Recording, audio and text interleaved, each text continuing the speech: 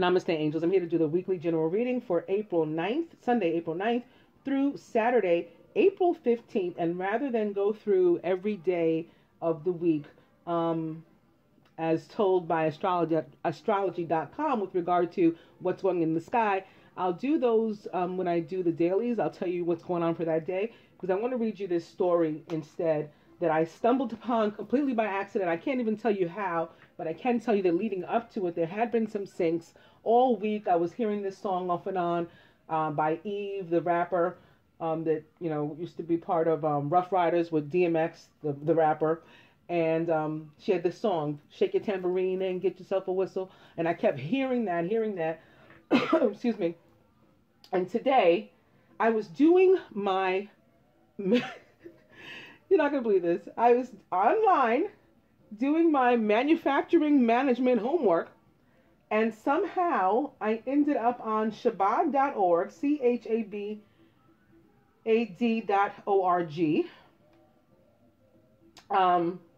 in the month of Nisan, and on this article about Miriam, or Miriam, Moses and Aaron's sister. And it's called Tambourines of Rebellion.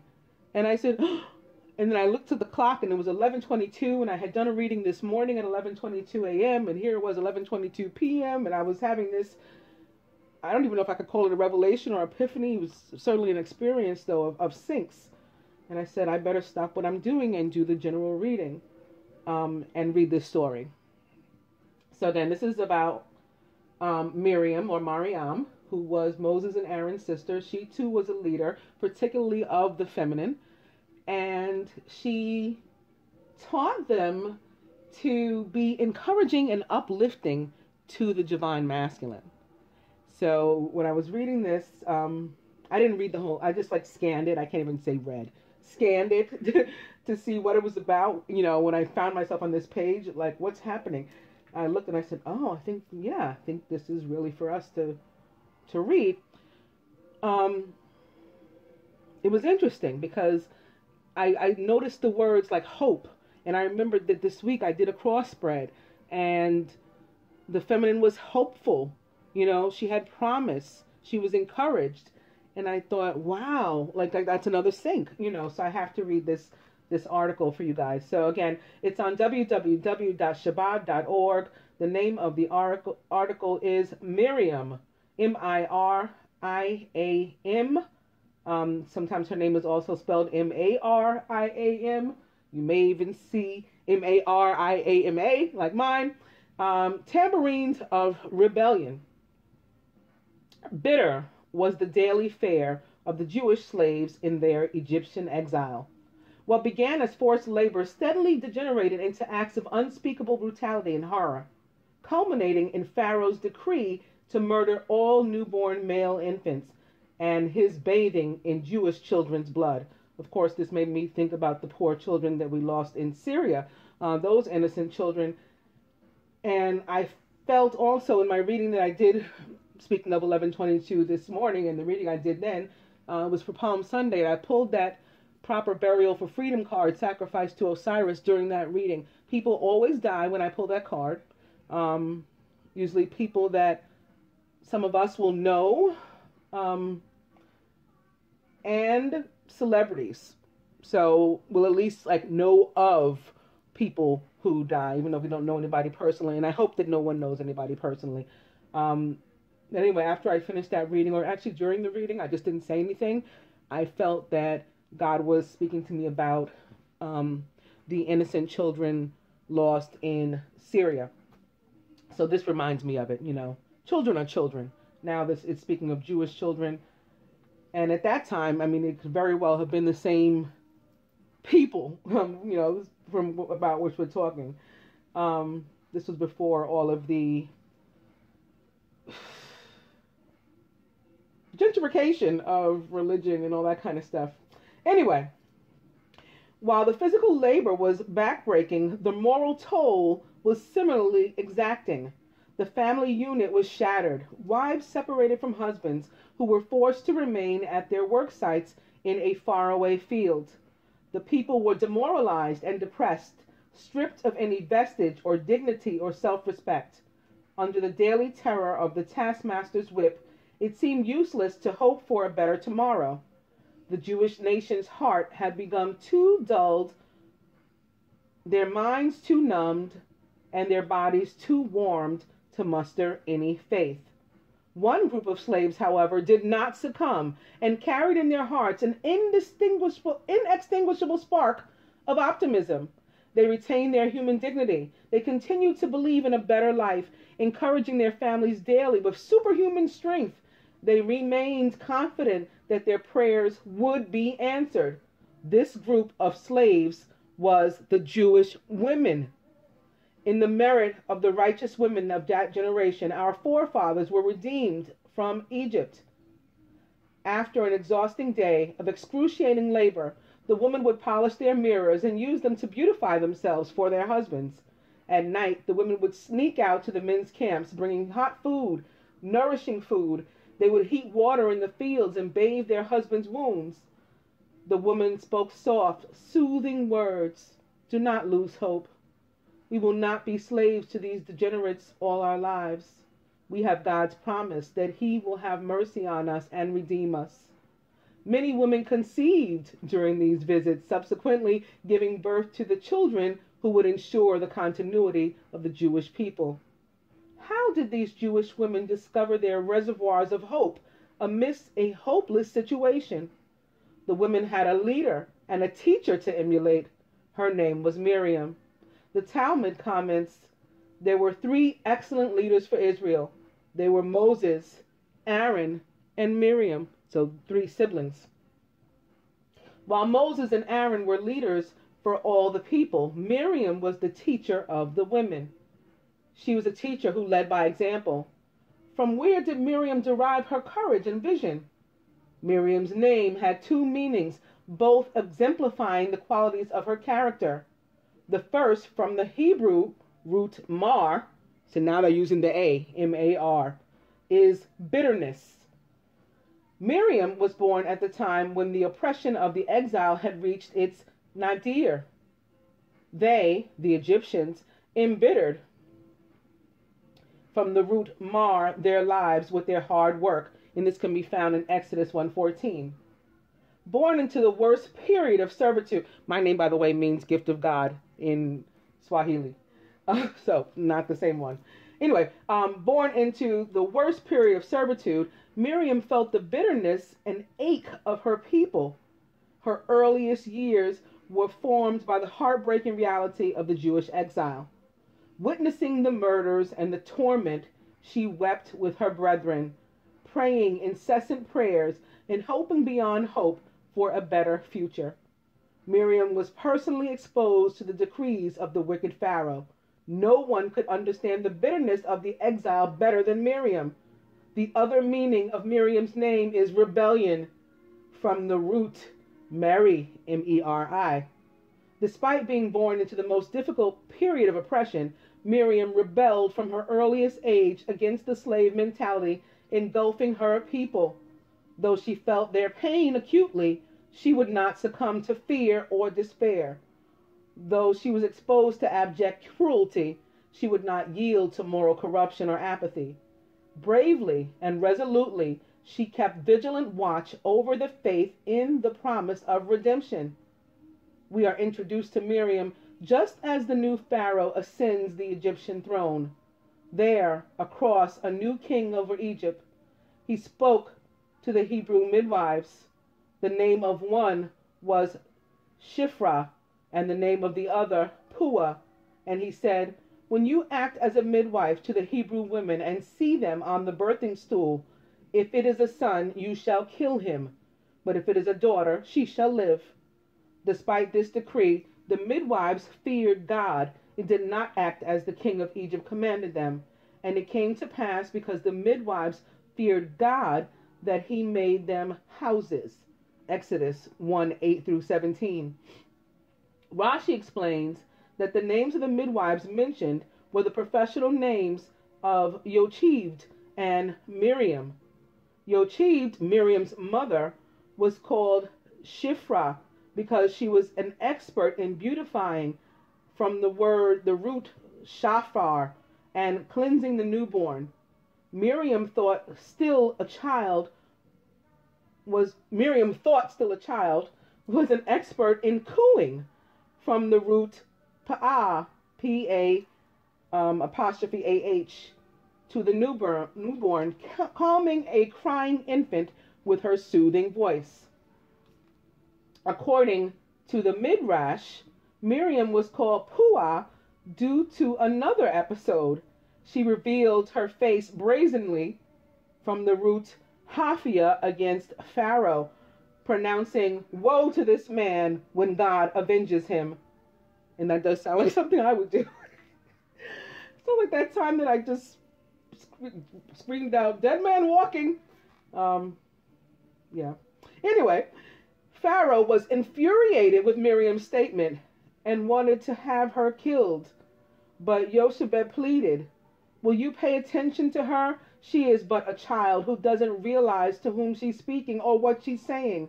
Miriam was only 5 years old at this time. Despite her tender years, Miriam valiantly stood up to the mightiest ruler on earth, audaciously rebuking him for his cruelty to her people. This was Miriam, the mother of rebellion. Rebelling against the status quo, fighting against apathy and cruelty, bravely she and her mother disregarded Pharaoh's edict to murder the infant boys, and even providing food and necessities for their survival. God repaid these valiant women by granting them houses from the dynasty of priesthood, Levites, and kingship. Such positions of leadership could be filled only by the descendants of such women, who would pass on their moral strength and convictions, enabling them to prevail over any acts of immorality or injustice. Another incident in Miriam's childhood also reflects her strong character and ability to stand up against the status quo, and despite the bleakness of the moment, find an enduring faith in a more promising future. The Talmud relates that when Pharaoh decreed that all newborn baby boys be cast into the Nile River, Amram, Miriam's father, decided to divorce his wife. As the preeminent leader of the generation, Amram was setting an example for all others. If no children would be born, innocent babies would not be killed. All the men of the generation followed Amram's example, divorcing their own wives. Observing this, Miriam approached her father, saying, "Father, your decree is worse than Pharaoh's. Pharaoh decreed against only the males, but you are decreeing that our people should be bereft of both males and females. Pharaoh is a wicked man, and therefore it is unlikely that his decree will stand. But you are righteous, and your decree will be carried out. Furthermore, Pharaoh is doing evil only in this world. The murdered infants are innocent and have a portion in the world to come. But your decree will deprive them of the next world. For if a child is never born, how can he gain a portion in the future world? You must remarry mother. She is destined to give birth to a son who will set Israel free." Miriam was 6 years old when she confronted her father. Her words made such a profound impact on him that he brought her before the Sanhedrin, which is the Jewish Supreme Court, to repeat the petition. The members of the Sanhedrin responded to Amram, "You forbade us to remain married to our wives. You must now permit." He said, "Should we return to our wives quietly?" They answered, "And who will let all the Jewish people know to likewise remarry their wives?" Amram placed his wife on a beautiful chuppah, which is a bridal platform. Aaron and Miriam danced and sang before her as before a bride. Miriam sang repeatedly, "My mother is destined to give birth to a son who will set Israel free." Though Yoshebed was 130 years old at the time, 13/4/11/11, her youth miraculously returned, and she became beautiful as a 15-year-old. Even the ministering angels joined with them singing, "A joyous mother of children." After seeing this, the rest of the Jewish men also remarried their wives. An entire generation was transformed, all due to the courage and vision of the young Miriam, who had the confidence to speak her mind and declare her prophecy. Shortly after, Yocheved gave birth to a son and saw that he was good. At the moment that Moses was born, the entire house was filled with the holy light of his divine radiance. Amram kissed Miriam on her head and said to her, "My daughter, your prophecy has been fulfilled." The happiness of the moment was shattered, however, with the realization that this male child would be taken and killed. When Yocheved could no longer hide him, she took for him a box made of reeds and put the child in it and laid it in the rushes by the river's bank. And his sister Miriam stood far away to see what would be done to him. Exodus 2:2-4. When they took Moses to the river, the disheartened Yocheved hit Miriam on the head and said, "My daughter, where is your prophecy now?" But Miriam remained stubbornly resolute. She stood by the river to see not if but how her prophecy would unfold. She too felt the pain and bitterness of her baby brother being torn away from her family, but at the same time she was filled with her spirit of rebellion. She would not succumb to hopelessness. This was Miriam. She encompassed the dual qualities of feeling the intensity of pain, while at the same time the rebelling against the overpowering hold to discover a seed of faith and yearning deep within. In the thicket of the bushes, Miriam stood watch over her brother's fledgling life. It was she who witnessed Batya, the daughter of Pharaoh, come to bathe in the Nile River. Discovering the basket at the edge of the river and hearing the woeful cries of the infant within, Batya decided to rescue the child. It was a self-assured Miriam who approached Batya to suggest that she would bring the baby to a Hebrew wet nurse. Unbeknownst to Batya, Miriam brought Moses back to his own mother. Moses remained in his home, absorbing the crucial spiritual nourishment of these tender years until he was weaned. Only after being equipped with his parents' love and teachings was Moses transferred back to the royal palace to begin his role as leader and redeemer. Miriam was there, standing watch on the bank of the Nile, as her entire nation's future hung in the balance over the precarious fate of an infant floating in a small basket in the Mammoth River. But never did her faith in the redemption of her people falter. As the leader of the women, Miriam imbued this quality in their aching hearts, and it was this quality that empowered the righteous women to be purveyors of the redemption. We are now many decades later on the shores of the Red Sea. Moses has grown and he has returned from the Midian as the divinely appointed redeemer of his people.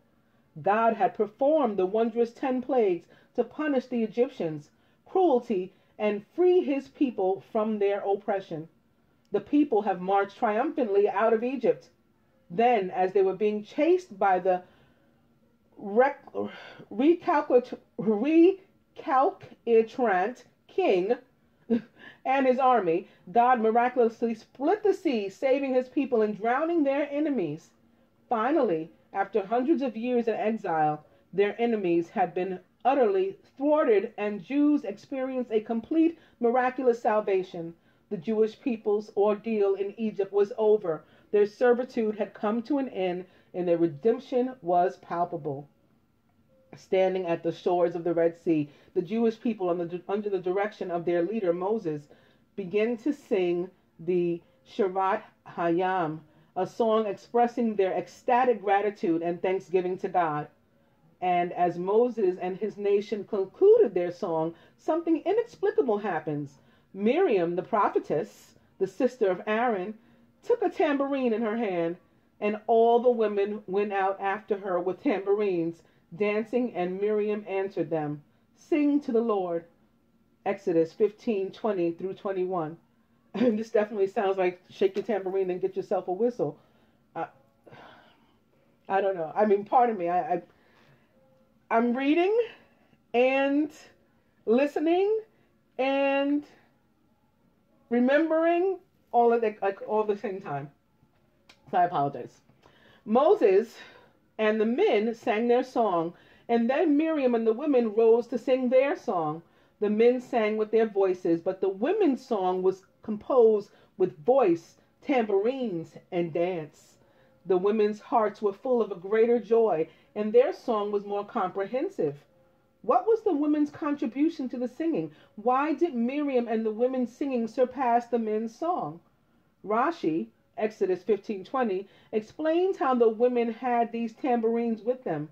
The righteous women of that generation were confident that the Holy One, blessed be He, would make miracles for them, so they prepared tambourines and dances. When the Jewish people left Egypt, they left hastily, so hastily, in fact, that they were not even able to finish baking their bread, and it baked flat on their backs as matzah. The women were not concerned about their physical sustenance. They were certain that God would provide. They lived in a higher dimension, beyond the natural reality. Yet, despite their hurriedness, the women took the time to prepare well in advance something that they felt would be essential.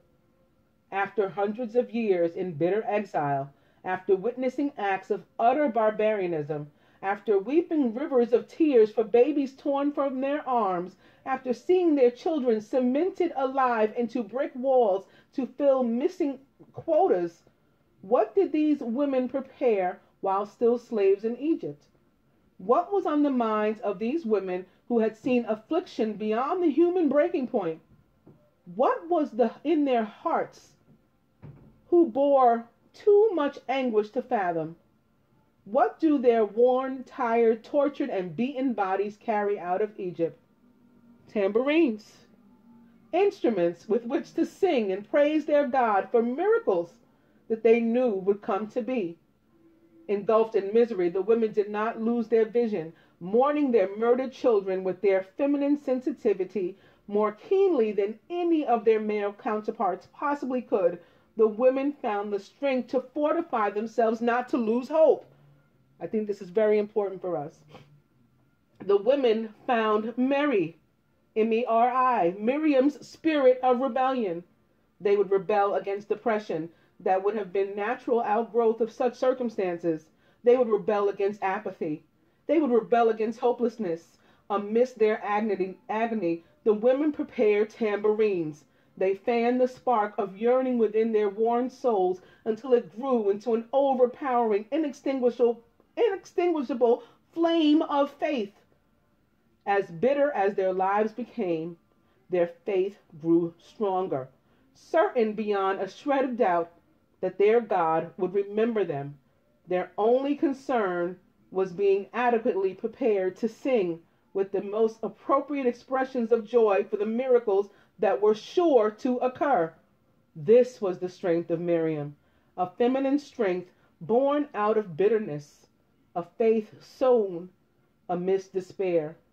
This was the strength of the women who left Egypt, equipped with tambourines and dances of joy and faith. And this is the strength of all women. That was long, but I hope that you guys enjoyed it and saw how it connected, in relation to us and this journey and, our Exodus. We have one too. I did mean to read what's going on in the sky for Sunday, but I don't know. I feel like going to the cards now, so maybe I'll do that after for anyone who wants to hear that too. Beginning with the Two of Fire, you've come into your own. New partnerships or contracts continue to move forward. So this card, this is the general reading, not necessarily about romantic partnerships. It can be. Not setting those apart and saying that that's not the case. Can be. But this can also be between friends or between just business partners. Somebody could have been made a partner, or promoted in some way, added to a group at the company or firm for which they work, taken on a partner in their own business, anything like that. Opening to the star with Archangel Jophiel. Happy times. Make positive, optimistic, long-term plans. You're on the right path. The star represents the sign of Aquarius. Can represent another air sign as well. And it may have something to do with networking, like online, even online dating, sending emails, texts even. But it has a lot to do with like computer communication, computerized communication, electronic communication. And Sunday, the day that the week starts, is Palm Sunday, yes, but it's also the beginning of the Mercury retrograde. So that would also make sense as to why Aquarius showed up here as an air sign, although Gemini and Virgo are the zodiac signs that are actually ruled by Mercury. It makes sense for a communication or air sign to show up too. And that card showed up as well in the reading that I did earlier today for Palm Sunday. Opening now to the Three of Earth. The power of creativity, recognition for very high quality work. Be a team player. So this could very well be the team, could be a team of two, okay? Not necessarily three. Could be a team of two that you're on and the boss is watching. You know, you were given that promotion because you've been doing good work and you need to keep it up. To a fireback. Opening to the Ace of Earth. The inflow of abundance, a promising business venture, important documents or contracts. The Ace of Earth, particularly this month for me, has represented a few times the body of Christ. I don't know if that's going to come up again in this reading, but again, this is a general reading, and it may. Other than that, this card represents the signs of Capricorn, Virgo, and which it might be Virgo, again, because Virgo is ruled by Mercury, which goes into retrograde on Sunday. This card can also represent a Taurus. And I have it here shuffled opposite the Two of Fire. So again, it can be a very lucrative partnership into which you are entering.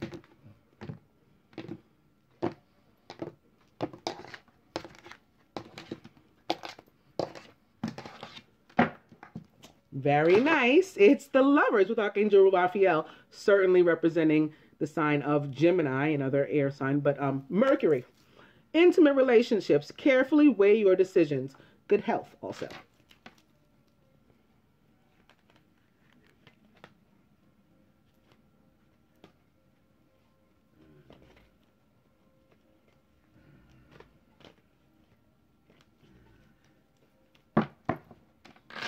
And the overall energy is the Nine of Fire. Don't give up. Protect that which you've created. Have courage and believe in yourself. It's actually meant to begin with the cross, but now I'm like moved to go straight to this spread. So we'll switch things up.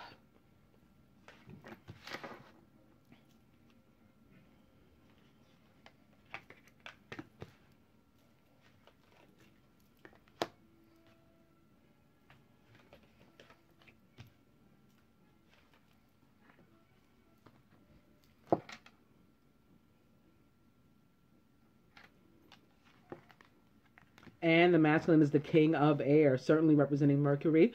Can very easily be a Gemini, Aquarius, or Libra. Brilliant, impartial, professional, and diplomatic is the King of Air. Speak your mind with confidence. Seek out professional advice if you need to.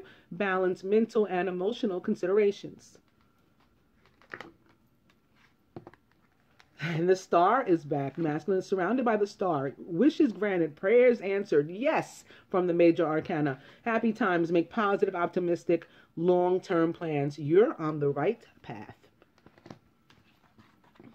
Very nice. In the masculine subconscious, it's the Ten of Earth. A very happy family life. Financial security. Finding magic in the little things in life. This could be showing up because Mercury's retrograde is in Taurus.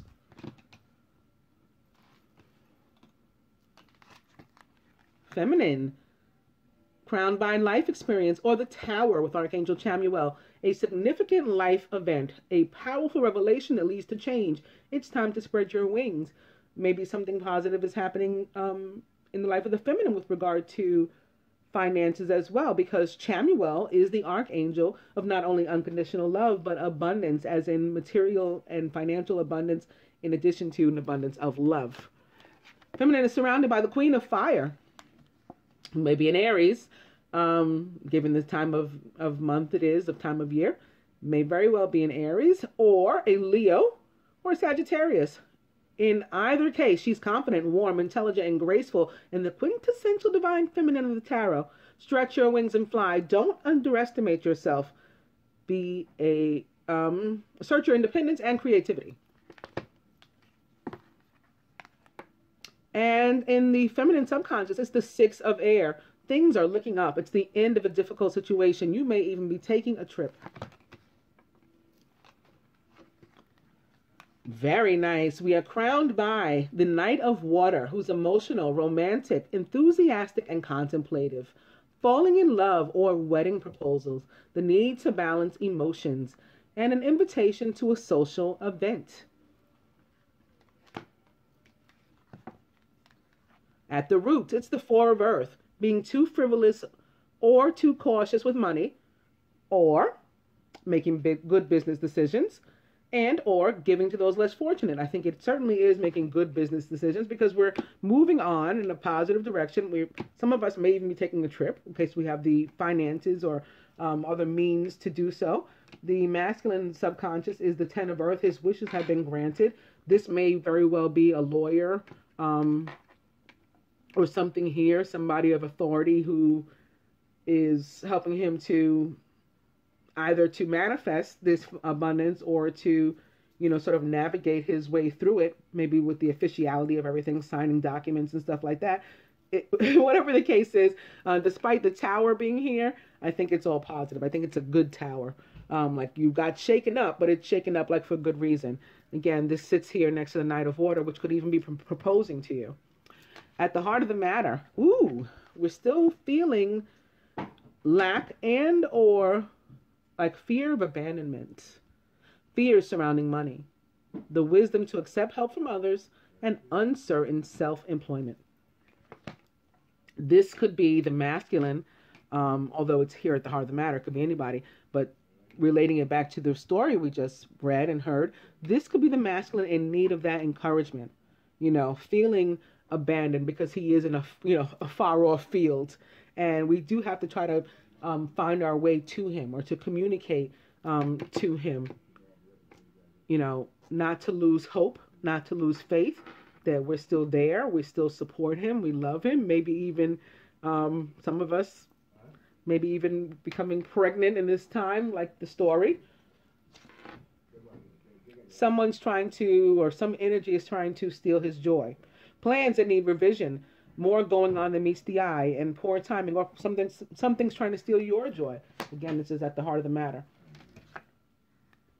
But it's not going to work. The Queen of Earth comes through, so maybe it's something, worries about money for the most part.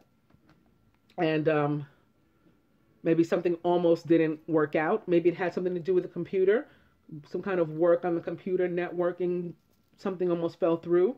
But it works out. And this is all clarified by the Queen of Earth, who is a Taurus, Capricorn, or Virgo. And she's also thoughtful, creative, warm, and sensible. Make time for those around you. Take a sensible approach and deal with challenges in a kind and understanding manner. So bye-bye to the fears about the money. And I pulled one here with regard to the life experience, and it's the 5 of Fire. Competing goals, bothersome details, and conflict with others. So this was also crossing this here, and it could be somebody at your workplace or something who was trying to screw you out of, your pay or your bonus or whatever. They're jealous of you, and they were trying to take the spotlight off of you and redirect it to themselves when really they're not responsible for any of the work, and it's a conflict.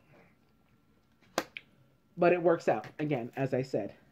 I just wanted to get an idea of, for the most part, or for the majority of people watching, with what did that have to do. So that's what it is. And the next card is upside down, so they won't let me see. But we've got other decks here. And I'm going to go to one. I'm going to go to the Ascended Masters, beginning with artistic expression yet again. And feeling the need for people to get into like hobbies and things. I pulled a card, hobbies for the masculine, in my reading earlier, and I'm feeling that again now in a general sense, that there are things, different ways in which we are individually creative, but and things we enjoy doing, but we have not been doing them. We've been like setting these things aside, and we need to get back to them, is what Spirit is telling me now. And that's the meaning of this artistic expression with Paul the Venetian for us right now. And Archangel Michael says, yes, you can do it.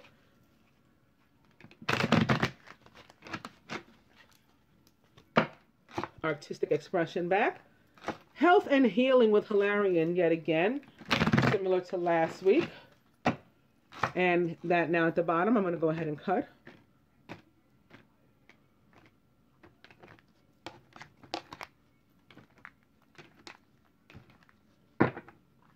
And it's purification with right Torah. We're still needing to, release people and things and places that no longer serve us from our lives.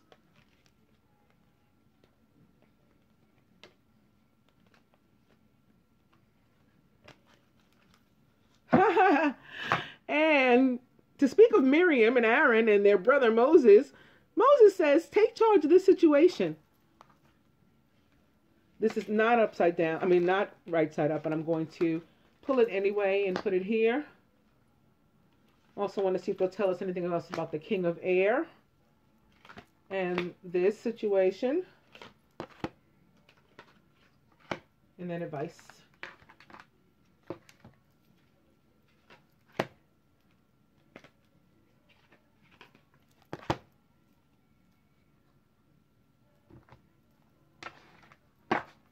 Also want to get some advice from the angel therapy cards, beginning with cancel, clear, delete. Use only positive words and thoughts as they're rapidly manifesting into form. Ask the angels to cancel the effects of past negative thinking. So more instruction for us to rid ourselves of things that don't serve us anymore, as is this. Release. Work with Archangel Michael to let go of what no longer serves you or your purpose.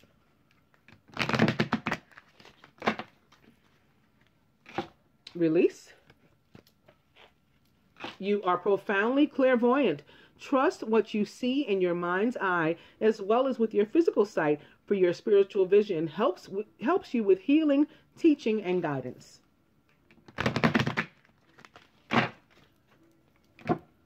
Release still here at the bottom. I'm going to cut.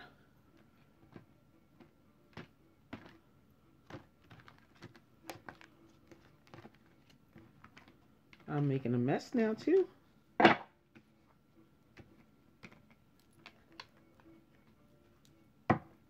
And I've come to Earth Angel. You're a light worker who has come to Earth to teach about love.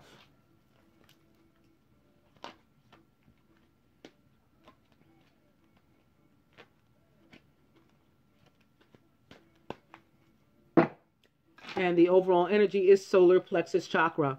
It is safe for you to be powerful and to take charge of your life in positive ways.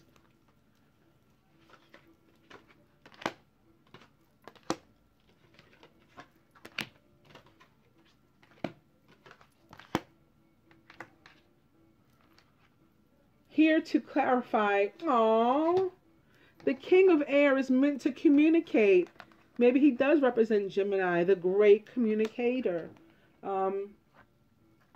Whether he does or not, maybe he's an Aquarius and he's meant to contact you online, or maybe he's a Libra and he's just meant to be just and straight up with you. Whatever the case is, the King of Air joins us here to guide us to open our heart to love along with Jesus and to communicate those feelings, maybe through writing. Your life purpose involves writing, reading, editing, or selling spiritual-based books. But not only that, expressing yourself. And that card, artistic expression, can also very well mean the need to express ourselves, perhaps in creative ways, like writing or something.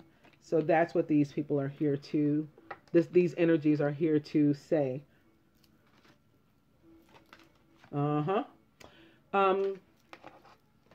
This Tower was, just somebody, some kind of energy that came into your life that was trying to shake you up, get under your skin, cause conflict, cause drama for you.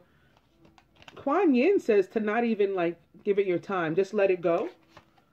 And this angel says, listen to your intuitive feelings. Your body is receiving accurate messages from the divine. So it's like, you know that you were supposed to ignore this. We can't respond to each and every drama that comes toward us. Sometimes we just have to, you know, let it fly. Here at the heart of the matter, Horus says, yes, you are seeing this situation accurately. So sure enough, for some of us, this drama that tried to come with regard to our livelihood, our work, you know, how we earn our money or whatever, how our money comes in, and it is thwarted. Okay, it is thwarted, and we still get the money when the Queen of Earth shows up. Horus says, yes, that's exactly what's going to happen. Don't worry about it.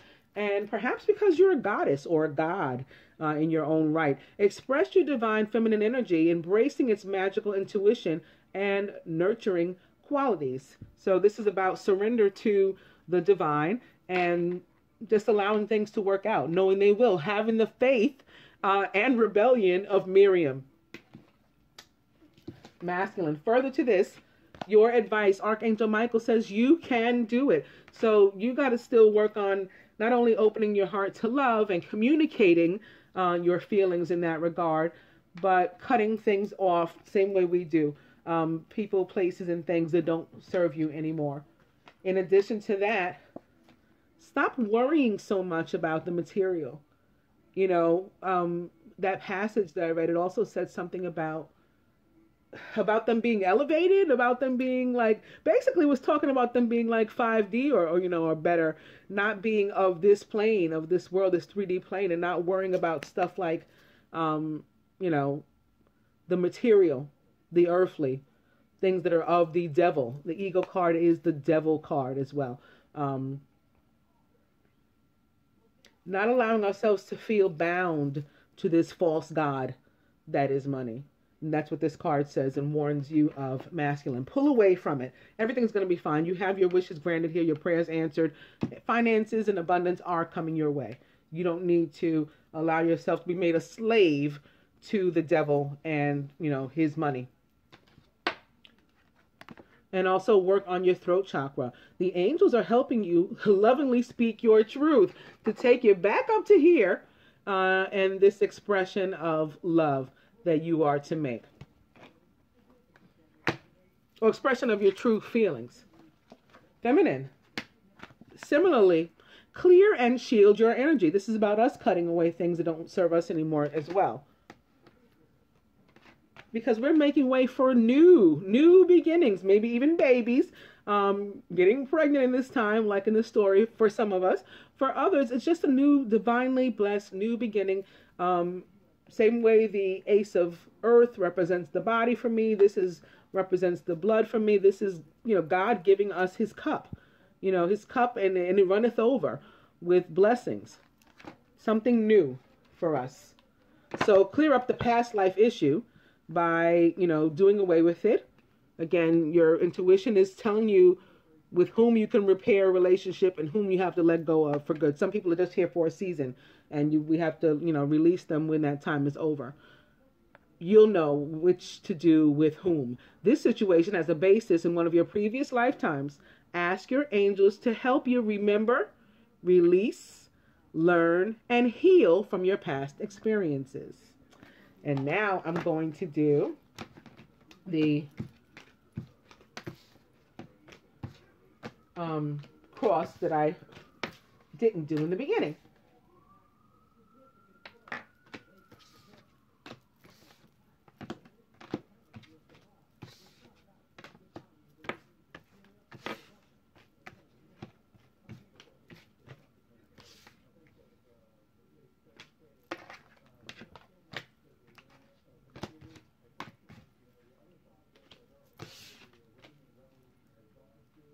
I just want to read you one of those. Okay, I'm going to do the cross with the Ascended Master cards. So I'll be beginning with Moses and take charge of this situation. Opening to freedom. Freeing ourselves from, the devil that has us chained to whatever or whomever it is we're chained that we feel has a slave at this point. Moses wants to lead us out of Exodus yet again. He is our teacher, and perhaps Miriam is as well, and perhaps I'm Miriam. In this moment, take charge of this situation. Clear and shield your energy by detoxifying yourself of people, places, and things that no longer serve you.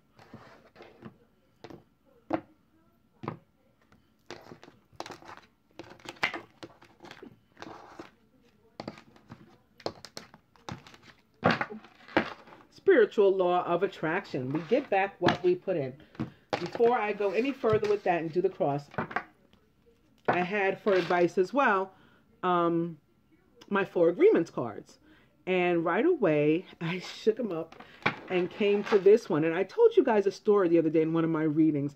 It was the story about, I think it was the reading for Friday, which is, I was going to say which is today, but it's now 12:44.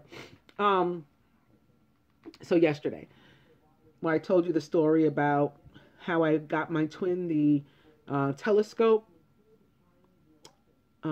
Speaking of that, Orion the hunter, I think next Friday is going to be like visible to practically the naked eye in the sky.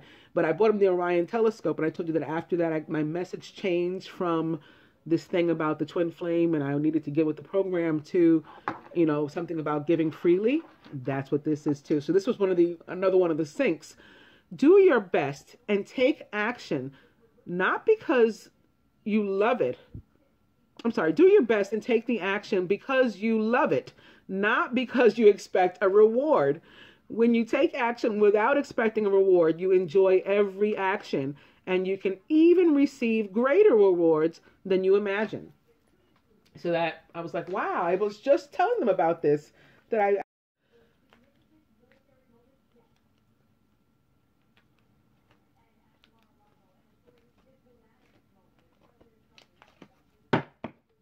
the overall energy is nurture yourself with Mother Mary. Okay, here's our cross. This is the feminine about herself, the masculine about her, the masculine about himself, and about the union. And I didn't mention, of course, this is Holy Week, known as Holy Week to many of us. It begins with Palm Sunday, and then Monday would be like, just be Holy Monday, Holy Tuesday, Holy Wednesday, Holy Thursday, which is the feast day of the Last Supper, and then Good Friday, Holy Saturday, and then Easter or Resurrection Sunday.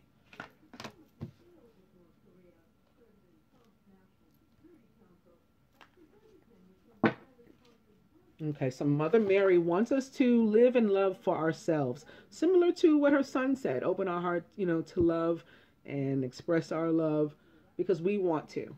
We're doing it because we love it, not because we expect something. All right. Feminine, yet again, we've got to write, says Thought. I did some writing earlier. So we know this, and he's told us. And you know what? I think he's back also because Thought is just a higher, vibration of Enoch, Metatron, who was a higher version of Enoch, the planet Mercury, all of that. So not surprising that he's here to tell us on this, or during this week that begins with the Mercury retrograde, that we need to write or communicate. Aww, the masculine feels about us that we have the power of joy, similar to what the story I just read. We, bring him joy. We light up the room, basically, when we walk in. About himself, that he's going through ascension and he needs to drink more water. That's what he feels. That's why some of them are quiet right now. Maybe perhaps even in separation, because they are going through ascension still. And Queen Oshun here to let them know to hydrate themselves, but they know they have to. So that's what they're telling us, that's what they're doing right now. About the union priorities, it's time for us to get ourselves in order and prepare for our exodus. Prepare for the masculine return in the cases where there is separation. And even in the cases where there's not, where there's physical contact, we know that it's not, the relationships are not where they really are to be, or, and will be. We've got to maintain that faith, similar to the kind that I just read about. Overall, see the other person's point of view. So don't get down in the dumps and, lose faith. And then that would make, if you don't have faith yourself, you certainly can't encourage anyone else. This is considering not only, your standpoint and what you have to do in all this, but the other person's point of view, and getting like the full picture. That will help you open yourself up to love as well. And he doesn't want us to give up on him. This is the outcome. Persistence, says Lou. Stay in the fight. 9 of fire. Overall energy. Okay? It's the same message. Don't give up. Protect that which you've created, which is your union. Have courage and believe in yourself. And you can do this. Feminine, masculine. We can hold it down for them. And help to bring them back so they can help us to escape the slave mind. That's what's going to happen.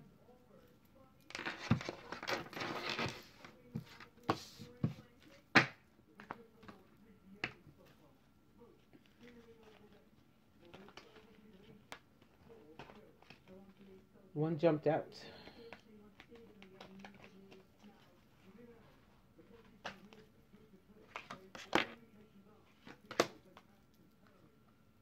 Okay.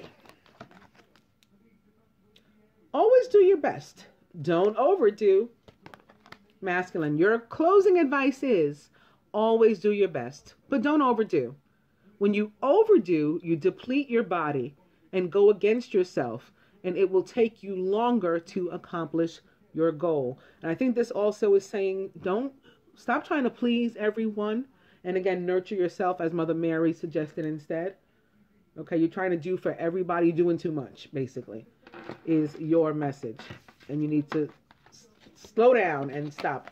Feminine, always do your best. Do your best because you want to. I promise you I didn't do this on purpose. I don't know how I got 2 cards about doing your best, but we were meant to. You do your best when you're enjoying the action or doing it in a way that will not have negative repercussions for you. You do your best because you want to do it, not because you have to do it, not because you are trying to please the judge, and not because you're trying to please other people. Please don't do it for that reason. I hope that you guys enjoyed the weekly general reading. I'll be back with the love reading. Namaste.